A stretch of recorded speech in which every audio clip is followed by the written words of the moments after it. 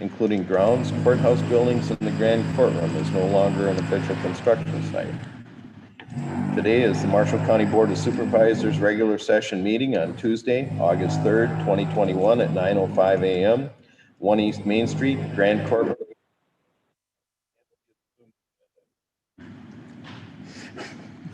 Are they okay? Okay.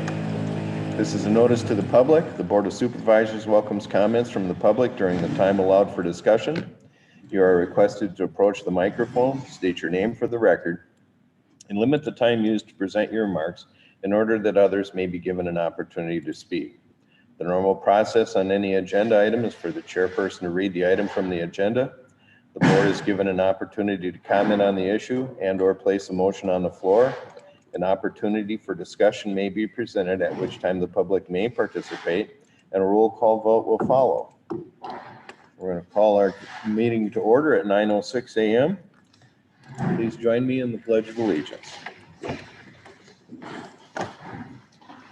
I pledge allegiance to the flag of the United States of America and to the republic for which it stands, one nation, under God, indivisible, with liberty and justice for all. Sherry, would you call the roll, please? Thompson. Present. Patton. Present. Clausen. Yes. Okay. Item 4 on our agenda this morning is approval or amendment of the agenda. I'll entertain motions on this item, please. Mr. Chair, I would make a motion to approve the agenda as printed. I'd second that. We have a motion and a second on the floor to approve the agenda as printed. Any discussion or comments? There being none, roll call vote, please. Solosik. Yes. Thompson. Yes. Patton. Yes. Item 5 on our agenda this morning is the consent agenda. We'll be approving the minutes of our regular session minutes of July 20th, 2021, and special emergency session minutes of July 22nd, 2021. Item B is to approve the claims, approve claims as audited, and authorize the county auditor recorder to issue payment of the same. The listing of claims paid at this meeting and all claims paid in the month of July will be published as part of the first meeting in August. Item C is file a sheriff's quarterly report, April 2021 through June 2021. General basic service fees of $16,702.63. General basic interest on checking of $6.56. General basic mileage fees, $3,919.85. Total including all other fees is $109,223.83. File sheriff's annual report for fiscal year ending 6/30/2021 on our income statement. General basic service fees of $52,672.20. General basic interest on checking of $803. General basic mileage fees $12,280.90, and total including all other fees $245,632.93. This comes to a total annual disbursement statement of $243,628.13. Item E is approval of the salary and miscellaneous reimbursement publication. This is listed at the end of this agenda. We will not be reading the entire list, but it is provided. Item F is file manure management plans. First one is Jeff Brea, number 65417 at 1951 Hart Avenue, State Center, no changes. Item 2 is Timber Creek Pork, number 58019, 2541 280th Street, Marshalltown, no changes. Item 3, Burt Seminole site, number 65507, 2368 140th Street, no changes. Item 4 is Bill Hvac site, number 1, number 61559, 1413 Wallace Avenue, Marshalltown, 4-year update. And item 5 this morning is Eric Edler, number 61858, 2115 Cabinfield Avenue, State Center, no changes were made. I'll entertain motions to approve the consent as printed. Mr. Chairman, I would move to approve the consent agenda as printed. And I'll second. Okay, we have a motion and a second to approve. Any discussion? There being none, roll call vote, please. Solosik. Yes. Thompson. Yes. Patton. Yes. Item 6 on our agenda this morning is to approve the new hire of Veterans Affairs Director Kevin Huzabo, permanent part-time, starting date Monday, August 16th, 2021, $18.50 an hour with a review in 6 months by the VA Commission. This fills a vacancy due to retirement. I'll entertain motions on this item, please. Mr. Chair, I would make a motion to approve the new hire, Veterans Affairs Director Kevin Husabo, permanent part-time, start date Monday, August 16th, 2021, at $18.50 an hour, with review in 6 months by the VA Commission. Mr. Chairman, I'll second that. We have a motion and a second to approve. Any discussion or comments? I'm proud to have Kevin take this position. Absolutely. It pleases me, so. I've known Kevin Huzabo for a tremendous amount of years. He has a passion, an unqualified passion for working for the veterans. He does tremendous work out to the American Legion, has been instrumental in some of their fundraising. He's part of the Legion Riders, and this is an individual that will bring a passion to this job and the experience to be able to work with these veterans. This was an excellent choice. Any other comments or questions? I would say kudos. I would say the same thing you guys did. Yep. I was in on the discussion and the interview, and just as a bystander, and he truly does have the compassion to do this. Yep. Excellent choice. If there's no further comments, roll call vote, please. Solosik, Yes. Thompson, Yes. Patton, Yes. Item 7 on our agenda this morning is to approve the rental agreement for the band shell August 26th through the 30th, 2021 for the Marshalltown Resurrection Fest for a live music festival at Riverview Park, August 27th through the 28th, 2021. $450 fee has been paid. The insurance certificate is on file, and Marshall County is noted as additional insured. I'll entertain motions on this item. Mr. Chairman, I would move to approve the rental agreement for the band shell for August 26th to 30th, 2021, Marshalltown Resurrection Feast for a live music festival in Riverview Park, August 27th through 28th. I'll second that. Okay, we have a motion and a second to approve. Any further discussion or comments? There being none, roll call vote, please. Solosik, Yes. Thompson, Yes, Patton, Yes. motion carries. Item 8 on our agenda this morning is the review of the Marshall County ARPA Committee recommendations and possible approval on the following project expenditures to be paid for from the American Rescue Plan Act. A is elections-20 freedom vote, ADA assisted totaling $66,150. B is the Sheriff's Office heating, ventilation, and air conditioning, air filtration estimate at $1.5 million. And C is the Sheriff's Office Control Board estimate at $1.1 million. I'll entertain motions on these items, please. Mr. Chair, I would make a motion to approve the list. Elections, Sheriff's Office HVAC system, and the Sheriff's Office Control Board project. Expenditures to be paid from the American Rescue Plan Act, the ARPA fund. Mr. Chairman, I'll second that. Okay. Let's have some discussion on these items. I know we're very familiar with what the control board is at the Sheriff's Office and the HVAC. You want to give us a little heads up on that? And Nan, if you could speak to the elections, I'd appreciate that. Yeah. Why don't you go first? Okay, so the election are the, basically the new technology. Our assisted machines are extremely old. We had probably 2 weeks of work trying to get the voice to work for the election in November of 2020. This uses the new Google, like you talk on your phone, and it just works. Unfortunately, our one candidate in the fall, it sounded like bump, and it took 2 weeks of programming time between my staff and RBM to get it to sound correctly.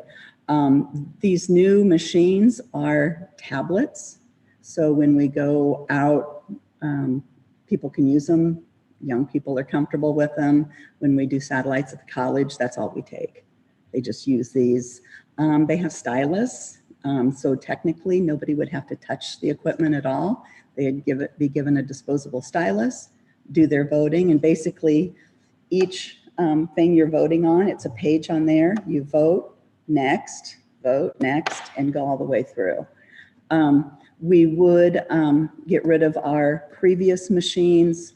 There's really no market for them, but RBM would take them to use them for parts, which alleviates us of paying somebody to take them like we're doing with the equipment in this room. We have to actually pay to get rid of this type of equipment and get the hard drives pulled out of them. Do you know where these were made? I don't. Not Venezuela, right? They're not in Venezuela, no. RBM, everything is. I just asked. I'm glad you did. It keeps me from getting in trouble when I say those things. I'm guessing that we had an attorney with Hvac confirm that this is legitimate use for ARPA funding. Many other counties are jumping on the bandwagon as well. So it's time sensitive that we jump on this and go. We've received, I have placed the order already. I will take it out of my budget somehow. I don't know how. If this is not approved, purely because the manpower we lost last November was crazy because it was 2 people, 2 weeks at a time. And I don't see it getting better. Okay.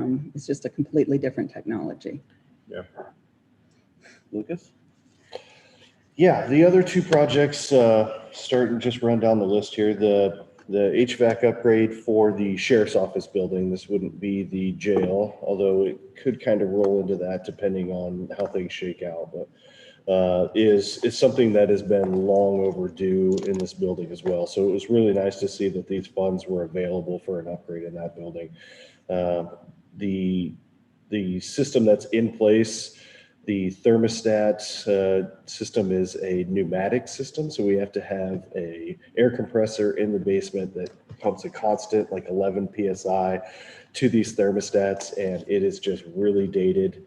And having that, the upgrade with the outdoor air ventilation to push into the building will be really nice. So we'll see a lot of areas that have been, or like individual office spaces that have been problem areas for airflow really improve in this project. So it'll be a very nice upgrade to one of our dated buildings that needs some improvements. That was built in what, middle 50s? 1969. 69? Yep. Okay.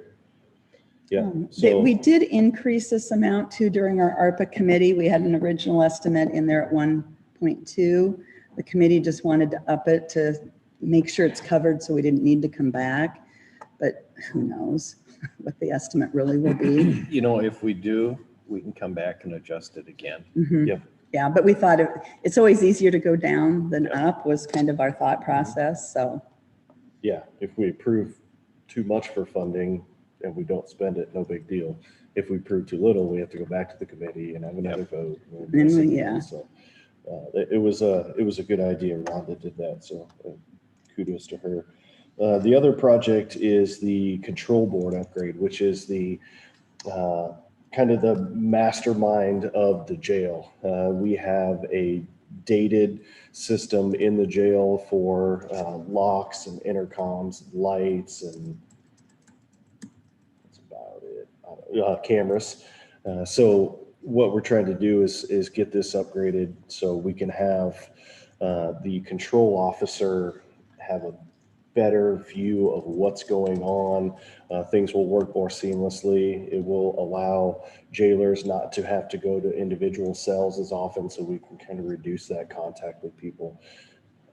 And this is, it's something that has been needed for a long time. We did kind of a Band-Aid patch on it in 2014. So this will be kind of a whole revamp of the entire system. Do you know when's the start date, finish date, kind of? Do you have any idea? I've been waiting for this approval before we have our conversations with. So this is a project depending on if we run them together or separately, either way, doesn't matter. It has to be publicly bid. So that requires an architect and an engineer and the whole bidding process. I imagine there's probably best case scenario, 4 months worth of planning before we ever get bid docs. We'll have to do probably some sit downs with different vendors, especially for the control board, to kind of see what system we want to go with. Because we can put that out kind of in an RFP. We can choose what system we want to work with, and that process will take some time before we ever get bid docs and then go out and publicly bid it. So, Okay. If I remember right, when I first became supervisor, it was giving you anxiety at that time. it's given me anxiety for the last 10 years. So Really? yeah, this will be very nice. I think there's some anxiety down there too. The last parts we put into it were basically a Band-Aid approach because it's very difficult And to there's get a Band-Aid replacement now, parts too. for this unit. Yeah. We took an analog system and halfway converted it to a digital system, and it works okay. There's a lot of things that are daisy chained together, which is a scary prospect for something of that level of security. And you think about it's 21 years of a lot of this equipment, everyday use, every hour use. It's a lot of electricity. Yeah. So it's a very good project. Okay. Anything else? Okay, we have a motion and a second to approve these expenditures. Any further discussion or comments? Roll call vote, please. Solosik, Yes. Thompson, Yes. Patton. Yes. I'd like everybody to keep in mind, I believe our original payment from ARA was approximately 3.8 million. Between 3.8 and 3.9. 3.8 and 3.9. We just committed about 2.6 million of that. It won't take us long to commit that full 3.8. Then we'll get our second half of the payment June of next year. 22. Mhm. And our stated goal is, as supervisors, are to do as much of these things in capital expenditures that we've had on needed items that we're doing, so that it cannot be on the backs of the property taxpayers years down the road. Okay, that being said, moving on to item 9 in our agenda this morning is the approval and discussion on a selection of the courthouse construction manager or general contractor. I'll entertain motions on this just to get it on the table to discuss.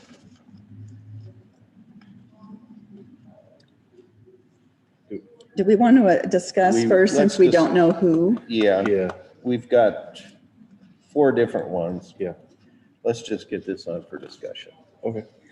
Can we start? You start. I know you guys have interviewed them Friday and Monday, Mhm. and you've given us your notes, but why don't you give us the Reader's Digest version and any suggestions you have? Reader's Digest. Okay, how about Reader's Digest 1.5? Okay, So, like I said, we interviewed 4 different contractors. Three general contractors and 1 construction management firm. In order, we started with Bryholtz Construction. They are a historic, they specialize in historic restorations. They are actually already on site as a subcontractor in the courthouse already. They're doing a lot of the work that a typical general contractor would actually do in the project, as far as finishes, cabinetry, carpentry work. They hold 3 or 4 different divisions in the bid docs right now. So we interviewed them Friday at like 2:00, something like that. Doesn't matter all that much. They have, like I said, they've done a fair amount of historic restorations. They do old churches. They've done a couple of other courthouses here recently. So they are, they're a good option for that. The second outfit we interviewed was DCI Group. They are a construction management firm out of Des Moines. I will say that they were probably the most prepared for our interview. Their literature they gave us, the team that they brought in was very knowledgeable. I would say that going with them would be a lot easier on the financial side for us. I think they would dive into that a little heavier than the rest of them as far as what we understood from the interviews. But that was kind of a reoccurring thing throughout all of the people that we interviewed, is that everybody's a little concerned. What do the financials look like? How much is actually there? We need to define that line, which we have done, but we need to double check that from where we think it is, where First On Site thinks it is, where OPN thinks it is. So we all need to kind of come together on that, and it's going to take some time to work that out. We're probably looking at 4 to 5 weeks of just people really going through books to figure out where the financials actually are. So to backpedal a little bit, I don't expect us to see a contract with whoever does this right away, because depending on how we go, if we went the construction management route, it would be easier to put a contract in place. If we go the general contractor route, we don't know that contract amount at this point. We have our original estimates plus change orders to add, and then we have to deduct out the work that's already been done to get that original contract amount. So it's going to take some time to get to that. But getting someone in here to start to really steer the ship and dive into those financials is going to be important. And that's something we stressed for everybody through the whole thing. Like, our timeline is like now. Like, basically you don't have a timeline.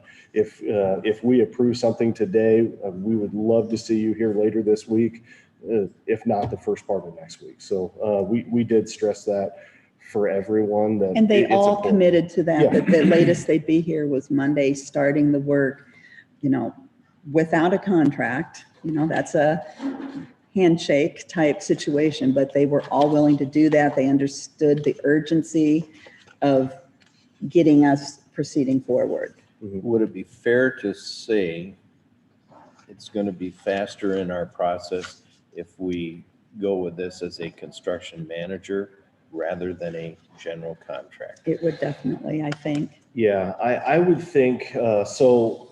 If we think about the project as a whole, if we were to choose Bryholtz, it would be easy. They would probably be the only outfit that would actually be a typical general contractor role, because they're already here and they already hold that thing. So if we brought in one of the other 3 outfits, they would be more of a construction management role, as Bryholtz is already here and doing the typical general contractor work. So they would just kind of oversee Bryholtz as a sub if we didn't go with Bryholtz. So it's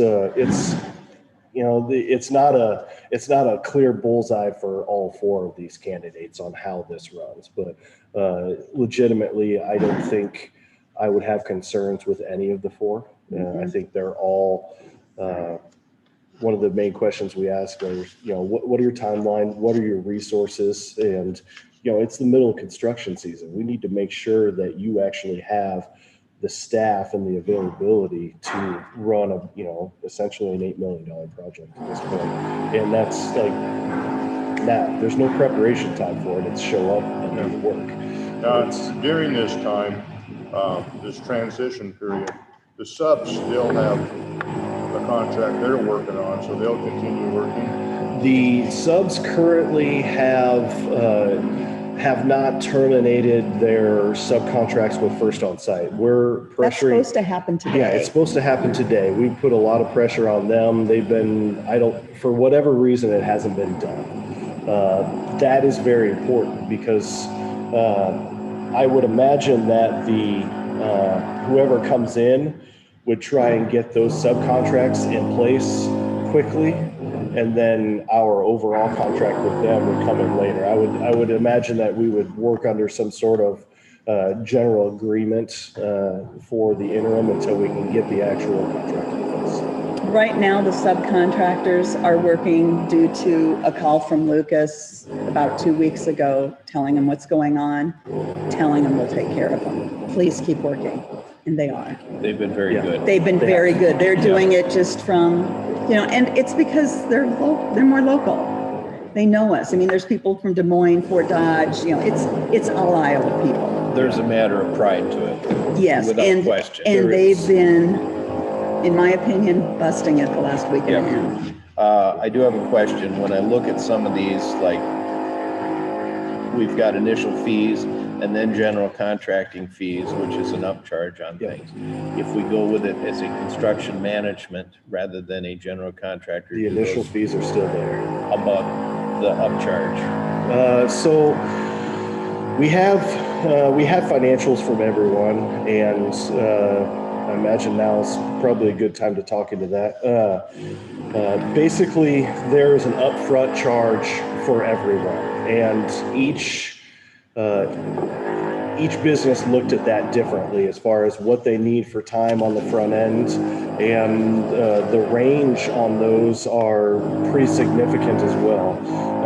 I would say DCI, the construction management firm, was the highest. Their upfront fee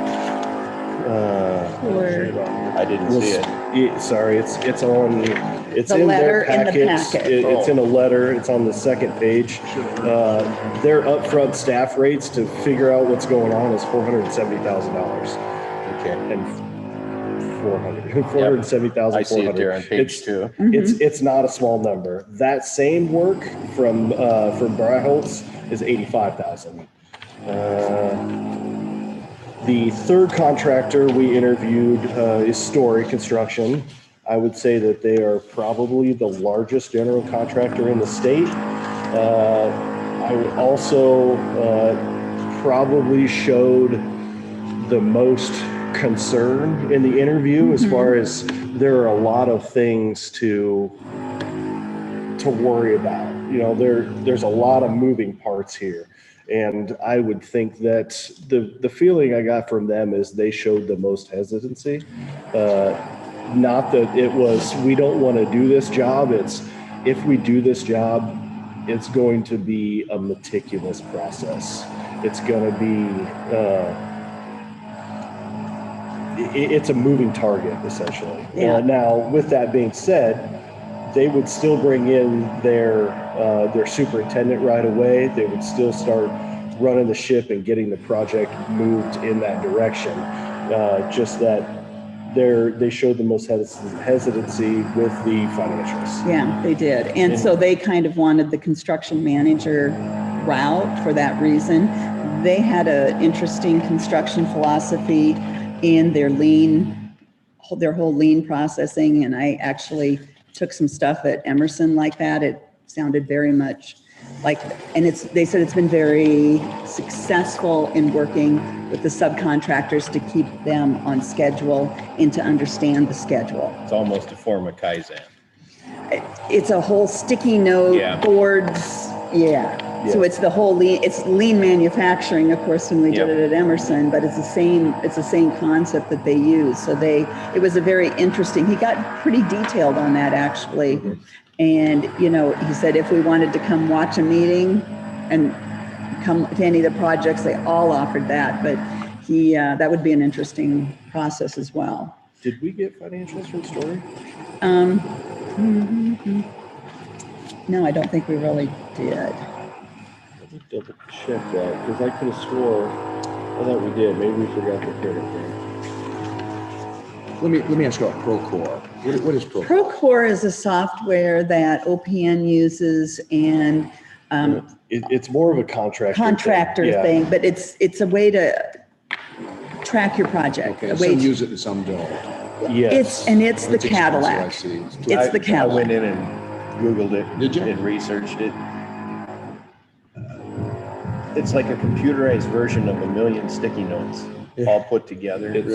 And it helps them with their timeline. Yeah, it Keeping brings things going. So when we think about construction, it is everything you need in one place. It is all your construction documents, all of your RFIs, your requests for information, all your submittals, subcontracts, change orders, photos on the project, everybody's contracts or everybody's contacts. So when something is updated, there's rules in there. Say I send out an RFI to OPN through Procore. They return it. It automatically sends that out to everybody that needs it. It's just a really like Nancy, it's the Cadillac of construction management software. And OPN, our architects use it, Yeah, as do some of these. Our previous general contractor correct. did not. Yes. Our previous Three- contractor used nothing. Yeah, 3 of the people we interviewed use it. Story does not, because the reason we Cost. got is it's cost. Yeah. It's expensive, and it is based on volume of work. And with Story's volume of work, I think they just looked at that and said, wow, that's. So they use- They have something similar though. They use Yes, SharePoint. they And do. SharePoint is a tool we used at Emerson. You can set it up very similar to that. You got to build a lot of rules in it, but once you have it set up, it does just about the same thing. It's maybe a little more manual. You know, obviously it's not the Cadillac. I was gonna ask you a little bit more about the hesitancy that Story Yeah, Mhm. had. Does that mean that they were not interested then? no, They're absolutely not. interested. They're interested. Because they've done a good job all over the country. Yes. I think Yeah, they're they- very cautious on their reputation. It's it's an interesting dilemma. We're sitting here in the middle of a project. Yeah, I was curious as how many people have had to do this over their career and have assumed something in the middle. It's fairly common. But not they Yeah. all have done it, but, it's been 15 years ago, or, it's not something you do real frequently. that's when a contractor went broke. Yeah, Yeah. that'd be one, Yeah. yes. Yeah, Mhm. I think typically when a general contractor will find themselves in this situation, there's a performance bond in place. So typically the performance bond will bring in the new general contractor and just say, we're going to pay you to do this. We don't have that in place. So I think that's where a lot of hesitancy comes from. And why they want to go more the construction management route. So we will not be having performance bonds. We will have performance bonds. We will yes. have performance bond. That'll be in the That's- AIA contract. Very good. And they're all comfortable with that. We I- did share that we wouldn't do liquidated damages. We were pursuing that with our previous GC because of lack of performance. And honestly, with a performance bond, you don't need liquidated damages. Right. Honestly, yeah. Okay, And- so everybody's aware, regardless, that there will be performance bonds across the board. Correct. Okay. Yeah, it's, so with an AIA contract, it's Iowa code, standard. it has to be. It has to be there. Yeah. I So that, never figured out why it wasn't on the previous Yeah. group. Yeah, we have performance bond and hold retainage basically to cover ourselves on. Okay. Yeah, both of those are Iowa code. Yeah. Well, the last people we interviewed were Henkel Construction. Henkel is working on our annex project right now. Legitimately, they have done a wonderful job. They really have. Their superintendent and their site foreman are great to work with. Their communications top tier, Mhm. and they've really. Dave and I walked the annex last week. It's nice. It's stunning. It is just lovely.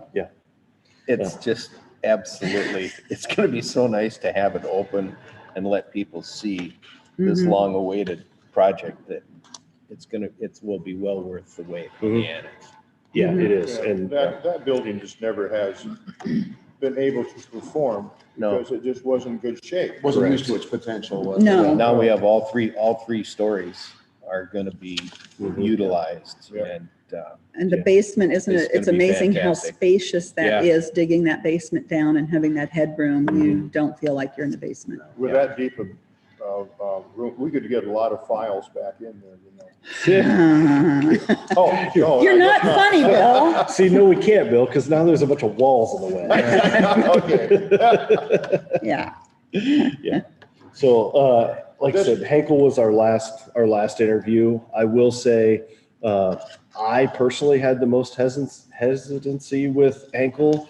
The mark that they proposed to move to this job is still really deep into the annex, trying to get all that wrapped up Completed. there. Mhm. And I'm a little worried about how that project and this project meld together with one person. Because when whoever gets it here, they need to be running hard by next week. They really do. And they've done a great job at the annex, but the annex isn't going to be probably ready for, Month and a half. Yeah. 3 weeks. yeah, Yeah.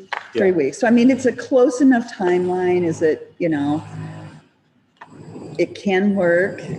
We don't want to kill Mark off. No. I think it's a lot when we think about wrapping up a projects and punch list. Those finishing touches are very involved for a job superintendent. And now we throw 140-page bid doc on top of that, and this building, I have concerns. But going back with Whiteholtz,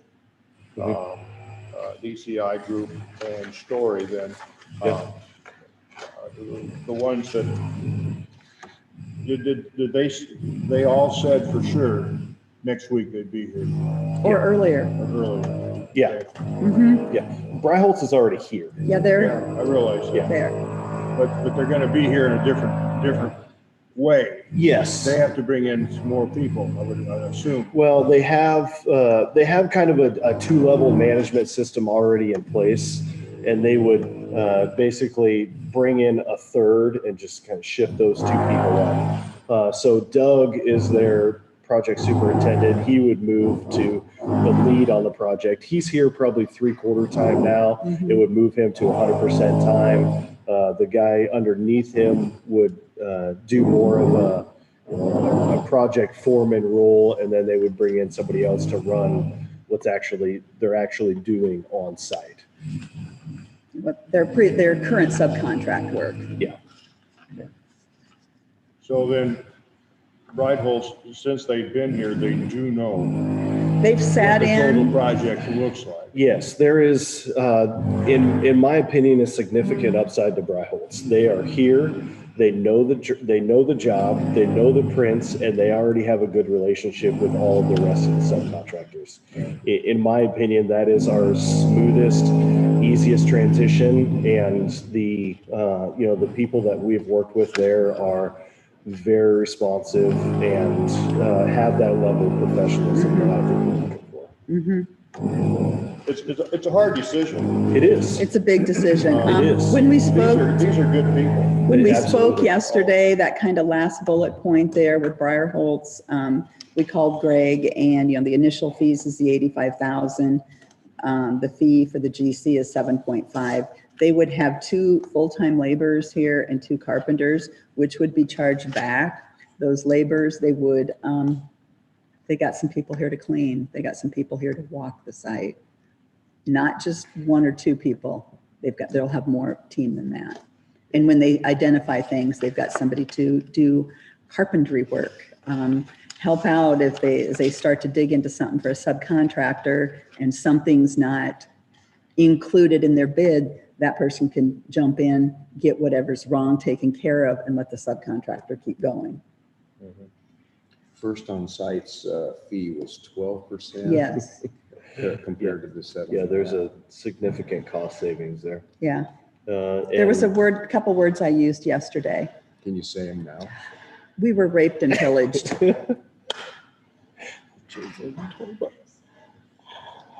Did you do a Johnny Carson?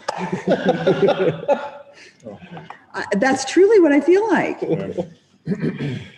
I think there were some GSA requirements there that they needed to charge such a high percentage to start with, and I think they leaned on that longer than they had to.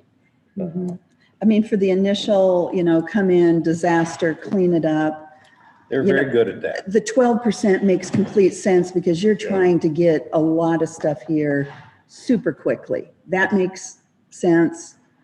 And everyone we've talked to agreed that that made sense. I think they milked the project longer than necessary. They saved our building. I'm not going to use the Norwegian. That's version. Yeah, they did. So So I would give them credit Yeah. for that first month, 6 weeks. 6-8 weeks, They absolutely. saved our building because these old timbers would have been gone. Well, and if they would have dried it out, maybe like some folks we'd have lost all our wood. They dried it at the, did we have some damage? Yes, because you got to get it dried out. but they didn't do the 120 that normally a building would be dried out because they knew the wood would not handle that. No, I think, I'll give them that credit. They came in here the next day and did it. But then there was downsides. Yeah. Yeah. We got to the interior where we needed a professional contractor, and it was hard for them to fill that role.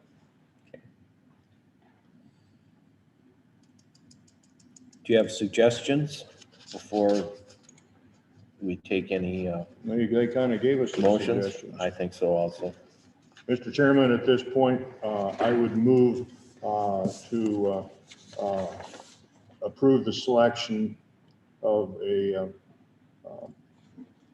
contract manager or construction manager, pardon me, to Holtz. I'll second that. Okay. We have a motion and a second on the floor to approve Breiholtz Construction as our construction manager. Further discussion or comments? I think they'll be a general contractor. Is that what they were gonna do? Yeah, yeah.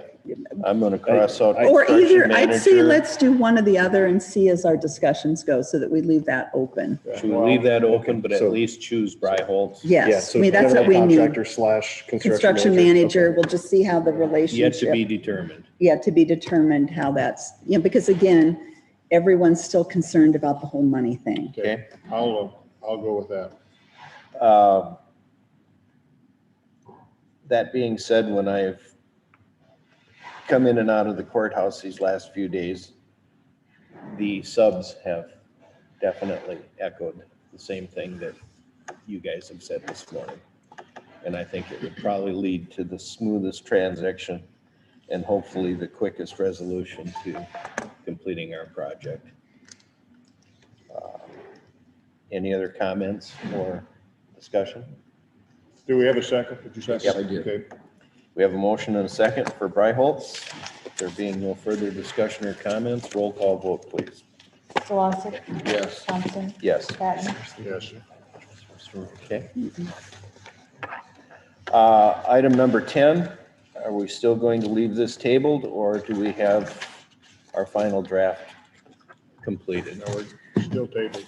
Okay, We've gotten it back from Jordan Yes.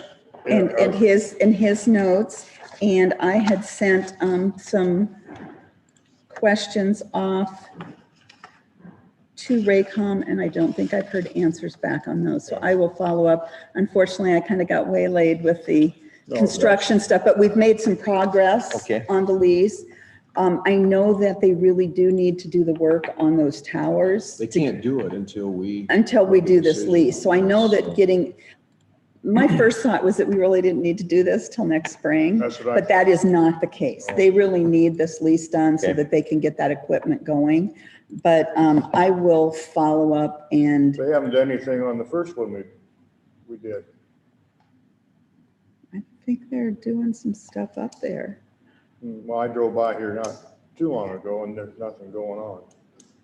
But, I understand. Well, they had to do engineering. They had to do engineering and soil Both- stuff both and wait. locations. I don't think, yeah, okay. And we just got the LeGrand site. I think we just got that all back and signed a week or so ago so that they could continue that okay. piece. But knowing now more the timeline of this and how important it is, I think we really should be able to finish this up at our next meeting. Okay, well, hopefully Raycom will get back to us and get your, I will Your follow up, questions yeah. answered. I'd rather do that next time than this time. all righty. Okay, cool. Moving on to item 11 then is public forum. This is a time set aside for the public to make comments on topics of county business other than those listed on this agenda. No action will be taken on any of these topics brought up in public forum. Anybody have anything for the good of the order? Awful quiet. Any members of the public? I'm hearing silence, so we're going to move on to item 12 on our agenda today, which is an adjournment. The next regular session is Tuesday, August 17th at 9:05 a.m. All business to be acted upon at that session should be submitted to the County Auditor Recorder's Office or the Board of Supervisors' Office by Wednesday, August 11th, 2021 at 12 p.m. There being no further business to come before the board, this meeting is adjourned at 9:50 a.m.